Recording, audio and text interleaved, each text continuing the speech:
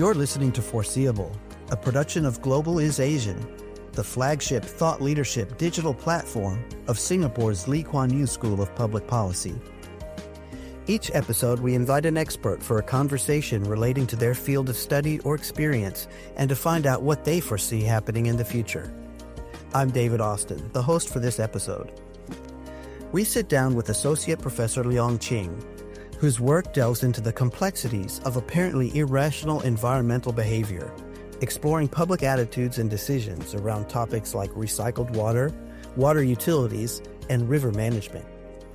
She uses approaches that examine narratives, perceptions, and stories to understand collective public behavior and environmental identities.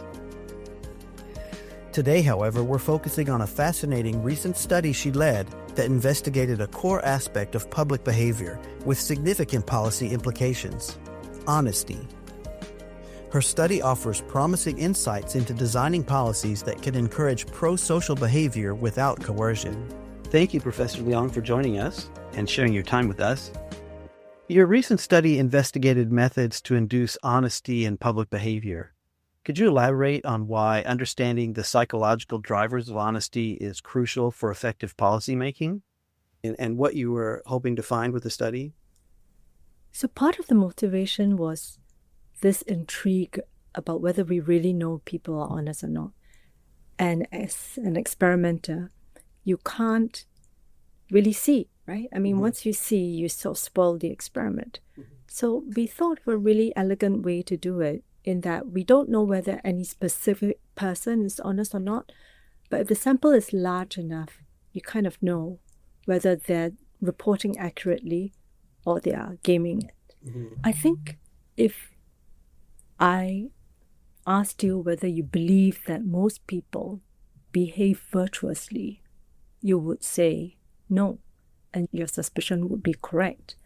But this experiment shows that even though most people don't behave virtuously, you can help or induce quite a lot of them to do so.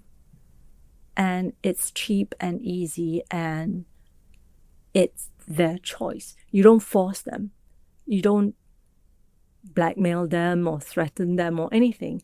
It's a choice they themselves can make to behave more virtuously. How do you do that? So this is a dice roll experiment, and we did it over a large sample size. So one person gets a dice, and he can use his own dice or he can roll it on a computer. He can do anything he likes. And we really have no idea whether he rolls, whatever he rolls, he'll just report. And we'll tell him, if you roll 1, you don't get any money. But if you roll 2, you get $1. If you roll 6, you get $5. So that goes, the incentive is for you to say you roll 6. Then you get the maximum number of money, and nobody knows what you rolled.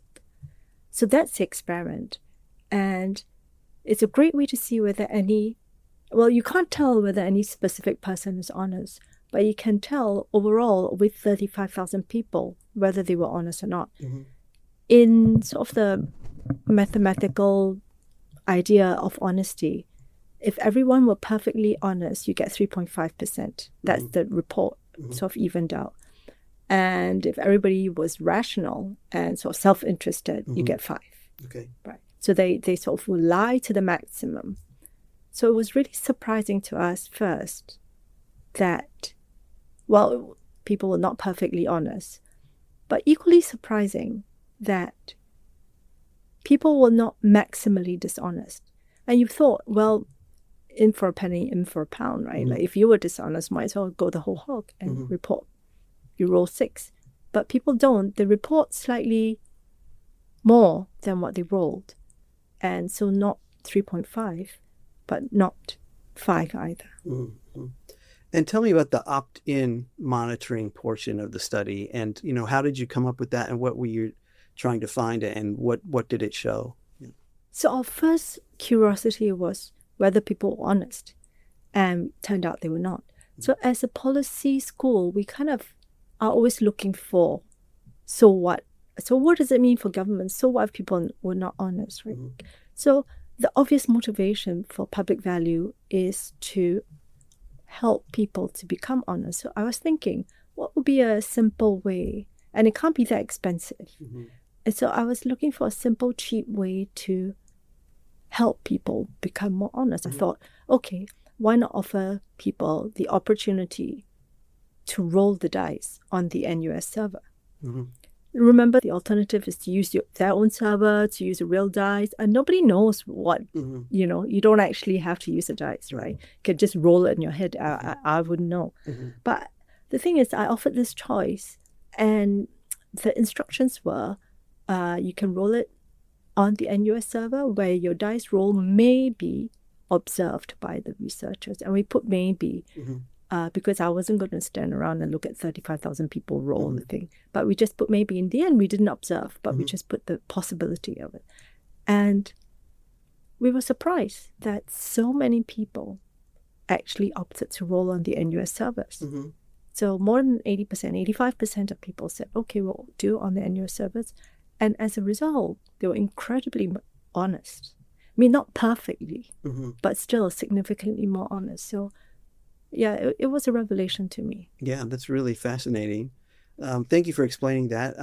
Now we can delve in a little bit deeper. First, could you just elaborate on why understanding the psychological drivers of honesty is crucial for effective policymaking? This experiment shows that there is a possibility of an intervention helping people to become more honest. But you're right, understanding the mechanism is so important. But I didn't want to say, as a policy scholar, I was interested in the theory of policy behaviors. Right? In policy schools, we often teach about public goods and how governments design certain things, and members of the public will sort of comply or not comply depending on the legitimacy they perceive. There is sort of a recognition now that there's a large behavioral element in our relationship with government policies, meaning things like biases, things like unconscious behaviors, and so forth. And that's such an interesting part of policymaking, and I thought this is a great way to demonstrate that. Now, in addition to being able to opt in for monitoring, you tested at whether luck would affect this, the outcome as well. What did you find from that, and how did luck affect the study? Right. So luck, to me, is always, the neglected variable. Nobody ever thinks, in policymaking, it's always like credit claiming or blame distancing or whatever. But luck is such an incredibly large part of our human experience, and we don't give it enough attention. So I thought that luck is a way to achieve moral distance. Like, I'm not really that dishonest. There's some element of randomness in the universe that allows me to do these. And I thought, if you introduce an element of luck, we would see more dishonesty. So the lottery is what you're talking about. So actually, I was surprised that luck didn't correlate with increased dishonesty. That means if you say, well, it's not my fault, it's just luck that allowed me to have this windfall, that it's a way of giving permission to behave badly. And it turns out luck didn't make a difference. Very interesting. So with that in mind, the study suggests that people have an inherent desire to be seen as honest. Could you discuss the potential motivations behind this desire? And is it driven by a need for social recognition or self-recognition, or perhaps a combination of factors? Yeah. So this is really interesting about social recognition, right? Because in fact, there is no social recognition. Like, nobody knows. Like, it's really between the person and God, right? I wasn't going to say, this subject was, and they don't know me from Adam, right? They don't know who I am. There's no reason for them to want to appear good in front of some faceless researcher. So it could be that they know that we're conducting this experiment in their country, right? And they know it's the National University of Singapore because it's in the consent form. And it could be that they wanted to appear, if they were not. I mean, this study wasn't done in Singapore at all. It's like 9 different countries. Or it could be that it's an identity theory, that I want to be a good person. this is a pre-commitment device. It helps me to become the person that I really want. So I have a follow-up study called Our Better Angels, Nudging the Better Angels inside ourselves. And that's on civil servants. It's a suspicion really that maybe quite a number of us want to behave sort of pro-socially. In this instance, I couldn't tell. I couldn't tell whether it's sort of an innate motivation or to appear good or whatever. And, you know, in a very sort of pragmatic way, as a public policy scholar, maybe it doesn't matter. Maybe it's both. Maybe it's neither. But as far as the government is concerned, look at the intervention, look at whether it works, and see the cost-benefit analysis. Right. Yeah. Well, one of the biggest gains to me is that, you know, there's a lot of discussion now about nudging and whether it's something that preserves the autonomy is really important from a political economy point of view, that you want to respect the person's choice. So this specific thing is opt-in. So it isn't someone hovering over you and say, oh, you know, it's you decide whether you want to. So there's the level of autonomy for the participants. You know, it was not mandatory, it was opt-in. Very much so. Yeah. Do you think there's any element of the honest people chose to opt in and dishonest people, you know, selected to not opt in? It could be, but it's 85%. I mean, it's pretty good news either way. Right. Okay. Yeah. I get your question about whether it's a biased sample, right? If you're going to cheat, right? Yeah, but it's 85%. So yeah. Yeah. So that again informs policymakers either way. It's something that they can use as they're going forward. And speaking of nudges, I think in the study you also mentioned how previous studies about perhaps like a pledge, like an honesty pledge, didn't seem to nudge people in that direction. Can you comment on that just a little bit? Yeah, this is the excitement and the curse of being a behavioral economist, right? A lot of times experiments work or they don't work, and you really have to do the experiment. It's an empirical question rather than an a priori question. So I'll give you an example. I recently gave a class to a room full of cybersecurity experts, and there are many organizations where the cybersecurity experts send out phishing emails, like fake phishing, to train the population. NUS does it too. Like we say, oh, you know, your colleague David sent you this email and with a document for you to click on. And you're not meant to click it because otherwise, you know, you fall prey. And then I asked the cybersecurity experts, do you know, in fact, what the evidence is? Does it, in fact, work? And it was like, no, but it must do. It must, right? I mean, the fact that I've sort of inoculated you. But the evidence actually shows it's unclear that it works. And of course, the work is ongoing, whether it's unclear because it's too good, it's not good enough, people didn't have enough information or things like that. But you really it's an empirical question and you really have to test it before you run away with your intuition about certain things about how people ought to behave. Kind of along those same lines, this current study was conducted with an abstract setting using a die roll. So how complex and what are the challenges and considerations when trying to translate that abstract finding to a more realistic policy setting, you know, such as tax reporting or health declarations? How do you make that connection? There were two things. One is it gives us hope that an intervention that's simple can increase honesty to that level. And remember what the trade-off is. The trade-off is self-interest. So what I'm asking people to do is to trade off specific gains to themselves against some abstract notion of being honest. And you're right in that it's a clean abstract case, but the fact that it's real money, it's not fake, and it's real self-interest. So I think that gives me hope that there is a way to tune up pro-social behaviors. Yeah. I think, is that sort of what the study refers to as the endogenous driver for transparency beyond preventing malpractice?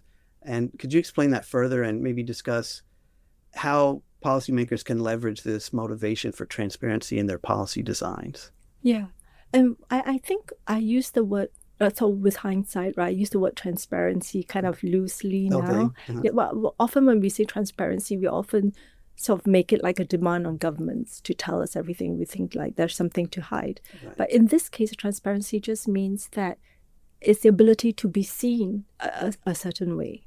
And you will see in the paper, we had written it as a specific utility function that we, as human beings, sort of who live in a group, derive a certain utility from the very fact that we are seen to be honest. And I mean, it's a bit George Berkeley, right? If nobody sees you, what are you really seen, right? But I think it's a divide. I mean, that specific sentence that I told you about, that you may be seen by the researcher, already works. Yeah. Very fascinating. The research opens up several avenues for future exploration. And you already talked about another study that you're in the middle of, but including the relationship between external rewards and the desire for transparency, even if that's loosely stated, and the applicability of opt-in monitoring. Based on these findings, what are some of the most pressing questions that future research could address to expand on this and learn more? Right. One study that I'm doing is, well, there are two follow-up studies I'm doing on trade-offs, right? The first is on civil servants. So there's sort of lots of public motivation literature, like what kinds of people become civil servants. Are civil servants sort of inherently different, or they're driven by a certain ethos? And a lot of times the assumption is yes. And lots of experiments have tried to see, are you a different sort of chappie because you've picked private, public over private service, right? Over the private sector. And many of these experiments are surveys on prospective students. And the results are mixed, right? Some go one way and some go the other. And I thought, because I have a baseline general population study, it'll be super to repeat this on a specific sample just on civil servants. Okay. Yeah, so this is not published yet. So it'll be interesting for me to hear your guess. So I have like maybe 3,000 civil servants and in a specific country, which at the moment shall remain unnamed. Okay. And I have the general population figures, which you've seen. Do you think that the civil servants who are more or less dishonest than the general population? I would think they're less dishonest. Less dishonest? Yes, more honest, yeah. Yeah, you're right. Okay. Yeah.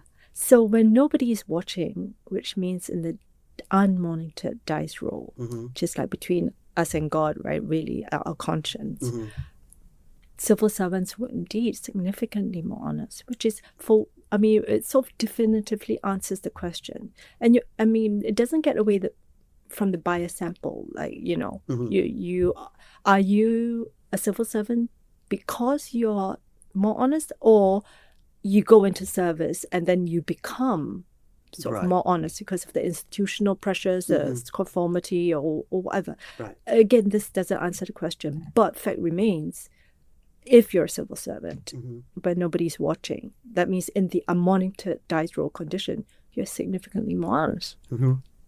So the second question is, what about the intervention? The intervention of opt-in monitoring. Will it work?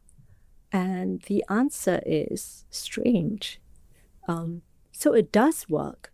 Okay. If you offer them this option, again, vast majority, more than 80%, choose to opt in. And as a result, were more honest, but not perfectly honest, and not more honest than the general population. Oh, okay. Yeah. Another interesting finding, yeah. Right. It's so fun, right? But basically what it shows us is that honesty levels are higher within the civil service, but this intervention really is the maximum tune-up you're going to get. Okay. Like, that's as good as we're going to get. You're not going to get angels.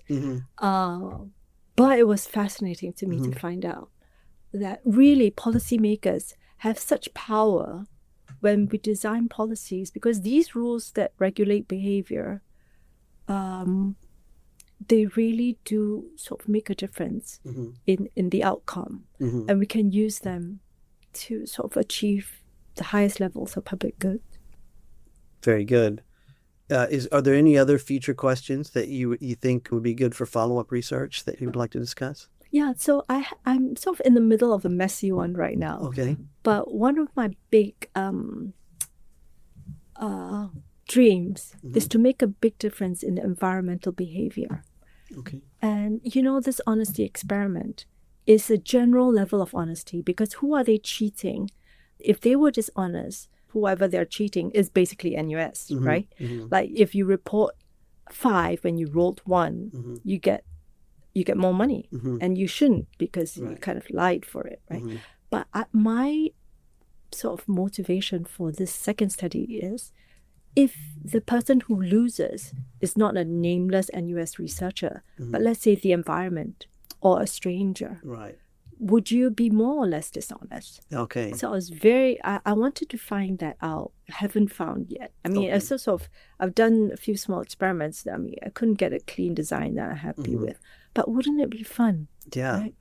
That's a very interesting question. Yeah. Right? If the other guy, the other side, is a real person or a real entity that they can visualize or, relate to, it might really change their behavior. Right. So, I did the usual suspect: charity, stranger, and the environment. Okay. I mean, I'm not sure the environment is the usual suspect, but in my books, it ought to be, because we often don't cost in, like, the environment really ought to be a player. Absolutely. Right? Yes, I firmly believe that as well. And now, in our earlier conversation, you've said a few times to the effect that whether or not we know the psychological drivers, the effect is the same. You still see that 85% people opted in, and that it does affect honesty. But that said, what are the key takeaways that you would think someone would take from this study? Yeah. So the first is that this specific intervention is a useful nudge towards pro-social behavior. That's the first thing I wanted to say. And the second, given the rise of what I call maliciousness and inherent vice in the behavioral state, which is, we're seeing this all across the world now, right? Like the limits of rational technocratic calculations in the influence of public policy. Given the rise of that now, any intervention that encourages pro-social behaviors, I think, ought to be taken pretty seriously. Yeah, very good. What challenges must policymakers overcome to design policies that have a good chance of being successful while inducing honesty in the policy taker? I think I can answer that in a general way. Like some behavioral studies are more directly relevant than others. Okay. So I'll give you an example. When COVID first struck, I did an experiment, and that was before mRNA vaccines became so widespread and available, and that was new technology. So from that research, it shows that social conformity is an important driver of acceptance of new science. And I thought, okay, from there, how could I help policymakers in influencing public acceptance of new science like mRNA vaccines? And again, I did quite a large sample size study on whether information would help, or what is it that would help. As it turned out, a big variable that reduced vaccine hesitancy was social conformity. And all you need is 20%. 20% saw a big jump, which means if at least 20% of people accepted this specific, and I said mRNA technology, then huge numbers will come. So social conformity then becomes, like if you were a health minister, you would do that, right? You would say, well, how many people have already done it, right? Rather than hammering home as well, the science behind it safe, or like we're going to give you, go harping on the economic incentives. So just like social conformity per se, it's so powerful. So I guess in the general point, behavioral experiments are useful in these applications. And the specific insight in social conformity is not just for recycled drinking water. It's on new science in general, like mRNA vaccines. So specific to your questions on honesty, right? In what circumstance do I think this experiment will be useful? In all circumstances that you need people to tell you the truth. Okay. Yeah. Whether it's like, have you been traveling to other countries, or whatever. Okay, and so in things that health context, or tax filing, things like that, I Right. suppose. Yeah. I mean, you give them the option to sort of appear to be honest. Right. And then, yeah. I mean, I'm not sure it works in all circumstances. Okay. Yeah. But I mean, it's worth a try. Right. Yeah. And you also mentioned that it's very low cost to offer this, especially if really you only have to say you may be monitored, right? That's like zero cost almost, Right. So it's true. Yeah. Also, I mean, even if you were more diligent than I was in this experiment, even if you were, I mean, monitoring is so cheap, right? And you just basically do an audit of different things. You don't have to like keep at your desk for 24 hours. You just like maybe pick a sample. Right. So how does it work though, as far as like when a study such as this is published, how does it filter through the policy making world? Does first some institution somewhere have to institute this program, and then they publish a case study, and then other institutions follow suit? Is that how it works? Or do you have any insight in that? Yeah. No, all sorts. There is nothing that you sort of try everything. So I guess your question is something that the university is thinking about, right? All this research, what is your real impact in the real world? And your question is how? How do you impact the real world? And my answer is in every possible way we can. So by conferences, I present this at conference. So I'm going to present this over the summer in the UK, a behavioural public policy conference. We publish and we make it open access to any policymaker. I haven't yet, but I will sort of try and write an op-ed about it. So it becomes like general language, it's all plain language, right? Which is our duty as well as really good fun.